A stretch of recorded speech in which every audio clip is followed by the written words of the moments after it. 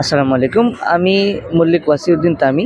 আমি বাংলাদেশ জাতীয়তাবাদী ছাত্রদল ঢাকা বিশ্ববিদ্যালয়ের দপ্তর সম্পাদক। আমি আমার রাজনৈতিক জীবনের শুরু থেকেই এই যে মহিয়সী মহিলা, তার যে আত্মত্যাগ, তার যে রাজনৈতিক নিষ্ঠা এবং তার যে রাজনৈতিক চরিত্র, দৃঢ় চরিত্র, তার প্রতি অসম্ভব সম্মান, ভালোবাসা এবং শ্রদ্ধা নিয়ে কিন্তু আমার রাজনৈতিক জীবনের শুরু। এবং আজ অবধি তিনি আমাদের আদর্শ, এবং যে কোনো জায়গায় যে কোনো কেউ যখনই আমাকে জিজ্ঞেস করেছে যে আপনার প্রিয় রাজনৈতিক ব্যক্তিত্বকে, এবং বর্তমান বিশ্বে আপনি কার রাজনৈতিক আদর্শ কিংবা কার রাজনৈতিক কর্মকাণ্ডকে নিজের আদর্শ হিসেবে দেখেন, সেটা আমি এক বাক্যে, কোনো লজ্জা ছাড়া, কোনো সংকোচ ছাড়া প্রত্যেক জায়গায় বলেছি যে বেগম খালেদা জিয়া।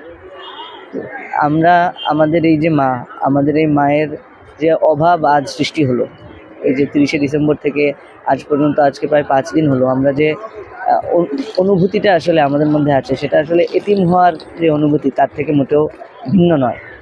আমরা আমাদের আদর্শিক যে অভিভাবক, আমাদের মাথার উপরে ছায়া, সেটি হারিয়েছি।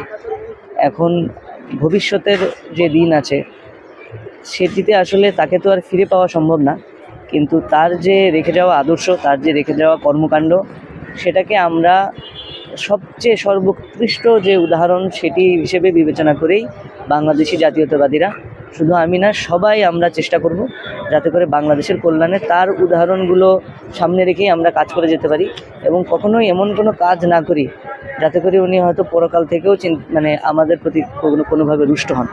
এবং আমরা সবাই বলেন, এবং এটা আমাদের ধর্মমতেও আছে, যে যে কোনো মা, যে কোনো অভিভাবকের জন্য সর্বোৎকৃষ্ট যে দোয়া, সেটি হলো তার সন্তানের দোয়া। তো আমরা আমাদের সন্তানের জায়গা থেকে আমাদের আদর্শিক অভিভাবক, আমাদের মায়ের জন্য সব সময় দোয়া করব, প্রার্থনা করব, যেন তিনি পরকালে সর্বোচ্চ সম্মানটুকু পান। যতটুকু সম্মান আমরা এই বাংলাদেশ থেকে, তাকে দেখবেন যে সকল দল, মত, ধর্ম, বর্ণ নির্বিশেষে সবাই তাকে ভালোবাসা দিয়েছে, সবাই তাকে শ্রদ্ধা জানিয়েছে তার মৃত্যুর পরে। সেই শ্রদ্ধা, সম্মান, ভালোবাসা যেন পরকালেও উনি সৃষ্টিকর্তার কাছ থেকে পান, আমরা এটাই দোয়া করি।